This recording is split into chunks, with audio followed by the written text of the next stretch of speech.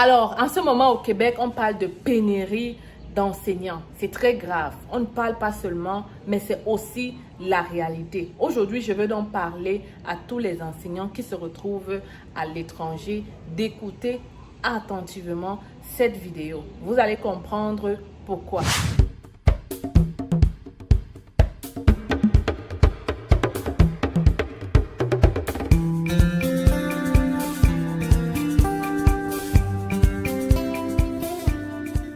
Alors les petits Canadiens, j'espère que vous allez bien. Je viens de regarder une vidéo d'interview avec le ministre de l'Éducation du Québec. Vidéo que je vais laisser ici à un certain moment pour que vous écoutez vous-même de vos propres oreilles et que vous compreniez que, en fait, c'est vrai. Il y a de cela un mois, le ministre parlait d'à peu près 8558 postes vacants. On était au début de la rentrée et les écoles manquaient d'enseignants. Ça veut dire qu'il y avait des classes qu'on ne savait même pas s'il allait avoir un enseignant. C'est très grave. Vous vous rendez compte?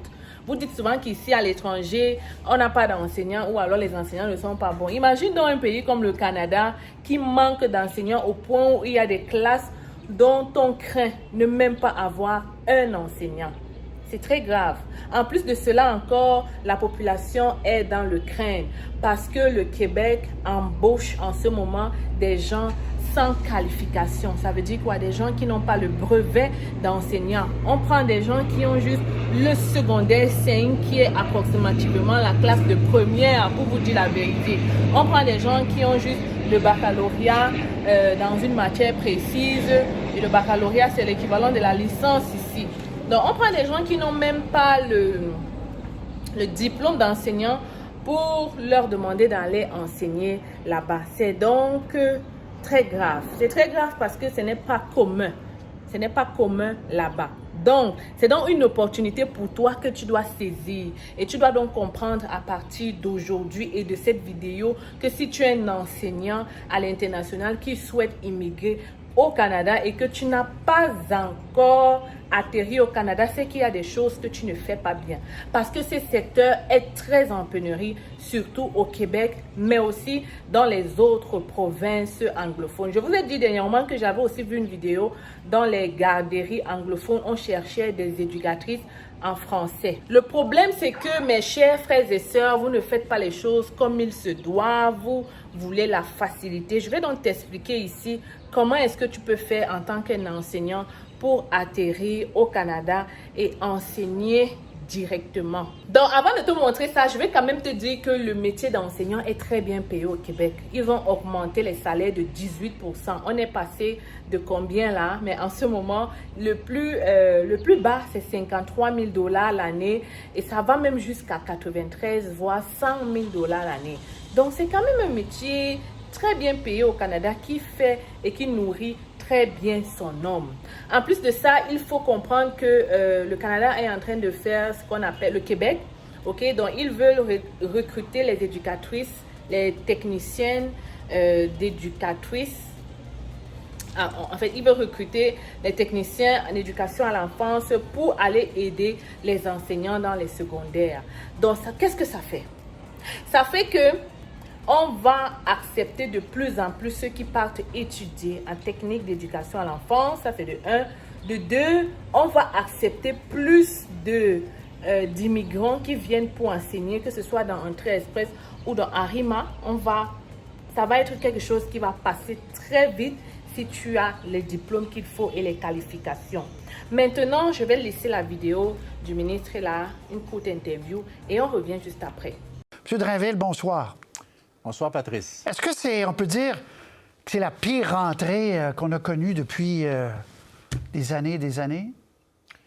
Bien, c'est la pire en termes de postes à combler. Ben, enfin, je ne veux pas de mémoire retourner, d'homme, là, disons. On va dire, oui, c'est ça. Mais je vous écoutais, les 8558 postes qu'il nous faut combler, ça, c'est en date de la semaine dernière. Si je me fie sur l'année passée, à chaque semaine, on diminuait de moitié le nombre de postes à combler, si bien qu'on s'est retrouvé là, dans une zone de confort autour de la mi-septembre l'année passée. Alors moi, mon objectif, évidemment, si je suis capable de combler les postes plus tôt que la mi-septembre, je vais être très heureux. Puis on travaille très fort pour ça, les centres de services, les directions d'école. Et c'est pour ça qu'aujourd'hui, j'ai dévoilé les chiffres, Patrice, mais j'ai aussi lancé un appel. J'ai lancé un appel aux retraités, aux jeunes retraités. L'année passée, il y en a presque 3000 qui sont revenus nous prêter main forte avec des avantages financiers très intéressants. Là, je leur ai envoyé une lettre, 2 lettres même cet été, pour leur dire « revenez », puis les avantages sont reconduits. Là, ils appellent au cabinet actuellement, ils posent des questions, donc j'ai espoir qu'on va avoir une bonne réponse. J'ai lancé un appel aussi à ceux et celles qui ont un bac ou une maîtrise, à la rigueur un DEC dans une matière qui est enseignée, pour qu'ils viennent aussi prêter main forte. Puis éventuellement, mon espoir, c'est que ces enseignants qui n'ont pas de brevet d'enseignants, dis-je, vont vouloir aller en chercher un avec le programme de 30 crédits qu'on a suscité, là, puis qui a commencé là, à prendre des inscriptions pour l'automne. Bon, vous avez dit « j'ai besoin d'aide ». Vous avez dit ça en conférence de presse. « J'ai besoin d'aide ». Les retraités venaient de le dire. Le fond du problème, Bernard Drainville, vous l'avez expliqué ce matin, c'est que la piscine se vide. Il y a plus d'enseignants qui partent que d'enseignants qui entrent après avoir été formés. Vous avez un déficit de 1000, au moins. Donc, ça, c'est le problème. Si on ne le règle pas, à chaque fois, ça va être un casse-tête. Comment on fait pour retenir les enseignants qui ne partent pas comme ça, stopper l'hémorragie? Bien, on rend la profession plus intéressante. Et puis, c'est pour ça qu'on a augmenté les salaires. Là, tu commences comme nouvel enseignant à 53 000. Tu atteins le sommet de l'échelle à 92 000. On a mis en place un programme de tutorat. Il y a 130 000 élèves quand même qui ont eu droit à un tuteur ou une tutrice l'année dernière. Ça aide les enseignants, évidemment, en classe. On a mis en place un programme de mentorat. Donc ça, c'est des enseignants plus expérimentés qui aident les plus jeunes. Parce que, vous avez raison, le problème, la piscine se vide, parce que j'en ai, là, on arrondit les chiffres, Patrice, parce que sinon, bon. Mais on a 3 000, grosso modo, qui partent à la retraite. On a à peu près 3 000 qui sortent des facultés d'éducation. Mais mon problème, c'est que pendant l'année, j'en ai autour de 1000 qui quittent. Il va y aller une étape. Le salaire, vous dites, on a augmenté de 18 M. Drainville, je ne ferai pas le débat, mais on a augmenté les députés de 30 M. Legault disait aujourd'hui, c'est peut-être pas assez 18 Est-ce que, rapidement, il ne faut pas augmenter encore pour envoyer un message, genre, c'est une profession clé dans notre société? Il y a une négociation qui est en cours, M. Roy. Puis moi, ce que j'ai dit aujourd'hui, c'est qu'on est prêt à tourner toutes les pierres. On est prêt à regarder toutes les solutions. Parce que, évidemment, si on dit l'éducation, c'est la grande priorité, l'éducation, c'est notre avenir, puis l'éducation, c'est un trésor qu'il faut chérir parce que c'est nos enfants, bien, il faut être prêt, effectivement, à en faire plus, à poser des gestes. Donc, 18 vous êtes d'accord, c'est pas suffisant. Ben, on est encore Patrice, en s'il vous milieu plaît. que de... Patrice Roy, ce que je dis, c'est qu'il y a une négociation qui est en cours. Je vais laisser Mme Lebel et les syndicats négocier, mais vous me demandez, est-ce que vous souhaitez que nos enseignants soient mieux traités? La réponse, c'est évidemment oui. L'objectif, c'est d'avoir des enseignants, enseignantes avec brevet. Ça, c'est mon premier choix. Mon deuxième choix, si je ne suis pas capable d'avoir des enseignantes avec brevet, à ce moment-là, ça me prend des personnes qui, idéalement, ont un bac, une maîtrise, un DEC peut-être, bon, qui, dans certains cas, ont déjà le bac dans la matière là, qui est enseignée. Alors, comment est-ce que tu peux faire pour toi aussi entrer au Canada et aller enseigner? Il y a 2 choses importantes que tu dois avoir. Et là, tantôt, je venais de parler avec une personne qui a pris une interview avec moi. En passant, j'ai oublié de me présenter. Donc, pour ceux et celles qui ne me connaissent pas là, je suis Stell Difac. Arrivée au Canada, ça fait déjà 9 ans. Je suis arrivée comme étudiante, aujourd'hui résidente permanente. Alors, à travers mes vidéos, je permets à plusieurs personnes d'entrer au Canada rapidement. Donc, si tu veux être mon futur prochain Canadien, 3 choses à faire. Abonne-toi, partage cette vidéo et n'oublie pas de la liker aussi. Si tu auras apprécié, je suis sûre que tu vas apprécier, donc s'il te plaît, abonne-toi, ça ne te coûte rien. Abonne-toi pour ne plus rien manquer. Alors, donc voilà les choses que vous devez faire. Premièrement, pour aller enseigner au Québec, vous devez chercher l'évaluation des compétences, ok? Vous allez avoir cette évaluation de diplôme ou de compétences là pour qu'un employeur canadien te recrute pour venir enseigner directement. Il a besoin de voir cette évaluation. Et ce n'est pas de la blague. Je venais de parler avec une abonnée qui a pris une interview avec moi et elle dit qu'elle a postulé avec le CV canadien Et il y a une directrice d'école qui était très enchantée et très ouverte avec son CV. Elle a trouvé qu'elle avait toutes les compétences, mais ce qui lui manquait, c'était l'évaluation. Donc, s'il te plaît, toi qui m'écoutes, va d'abord chercher cette évaluation-là. Et j'ai déjà dit ça ici plusieurs fois, mais vous ne voulez pas écouter. Donc, va chercher cette évaluation-là. Je vais mettre le lien pour faire cette évaluation-là dans la description ou alors peut-être dans une prochaine vidéo, je vais t'aider. Je vais te montrer comment faire cette évaluation-là.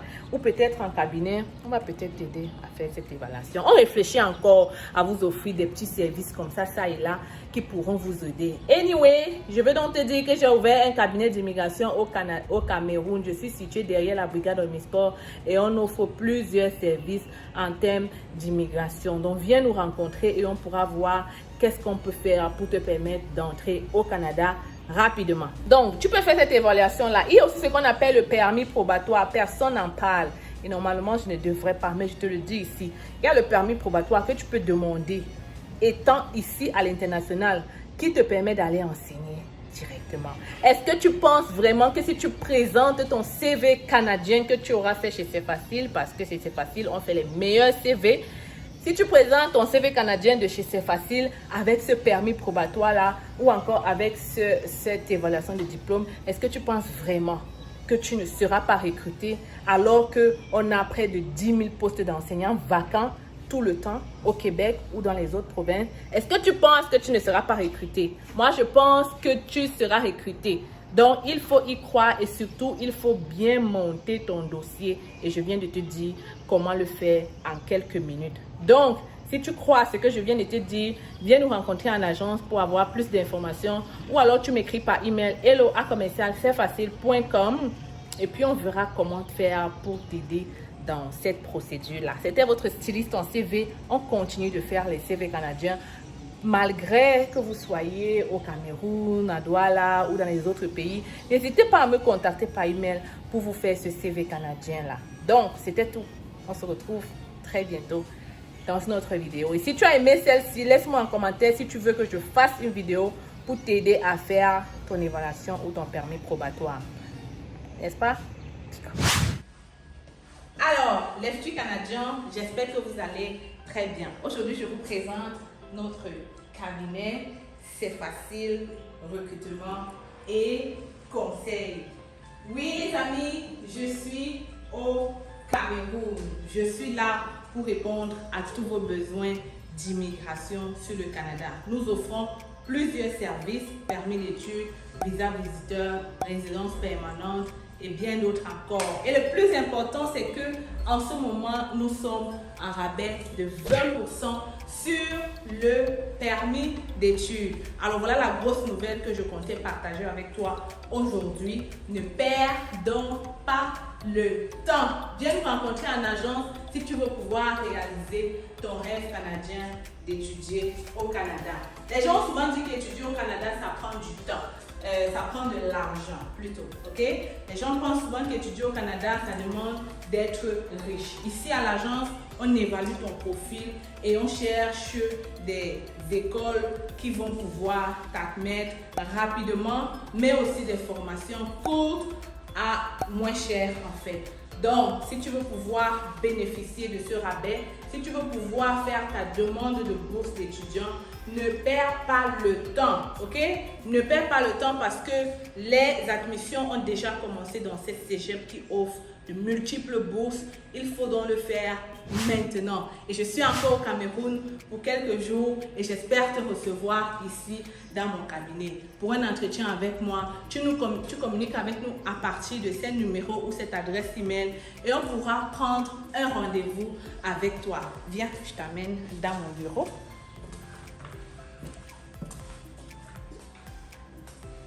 Alors, bienvenue dans le bureau de C'est Facile. Tu viens juste d'arriver. Hein? Donc, c'est ici qu'on va te recevoir. C'est ici qu'on va te donner du café là derrière. On est là pour toi. On est là pour te servir. Tu peux donc venir avec maman. Tu viens d'avoir le bac. C'est le moment de venir faire ta demande d'études au Canada. Ne perds pas le temps. Je le dis encore parce qu'il y a plusieurs personnes qui traînent le pas et qui, après des années, se rendent compte que voilà, ils auraient dû être là un peu plus tôt. En tout cas, je suis là pour vous servir et j'espère que vous allez venir ici très bientôt. Donc les amis, oui, c'est facile, elle est là. Je suis encore là pour un bout et viens en agence, n'est-ce pas?